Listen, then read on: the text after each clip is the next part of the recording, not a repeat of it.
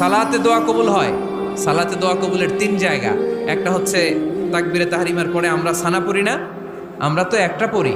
আল্লাহর হাবিব সুন্নাহ এবং নফল নামাজে আরো পড়তেন সানা, ওই দোয়া কবুল হয়। দুই নম্বর জায়গা সালাতে সেজদায় পড়ে দোয়া করলে কবুল হয়। আকরাবু মা ইয়াকুনুল আবদু মির রাব্বিহি ওয়া হুয়া সাজিদ ফাকসিরু ফীহি দুআ। বান্দা যখন সেজদায় লুটিয়ে পড়ে, বান্দা আল্লাহর সবচেয়ে কাছে চলে যায়। তা কিন্তু বিশ্বনবী বলে, সেজদাটা তোমার রবের কুদরতি পায়ের উপরে পড়েছে। সেজদায় পড়ে দোয়া করেন। সালাম ফিরানোর আগে বিশ্বনবী দোয়া করতেন, লা ইউসাল্লিমান্না আহাদুকুম হাত্তা ইয়াতাআওয়াযা মিন আরবা'a।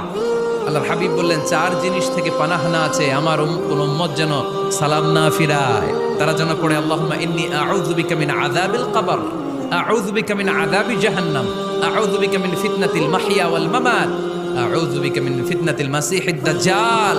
আল্লাহ কবরের আযাব থেকে বাঁচাও, আল্লাহ জাহান্নামের আগুন থেকে বাঁচাও, আল্লাহ জীবন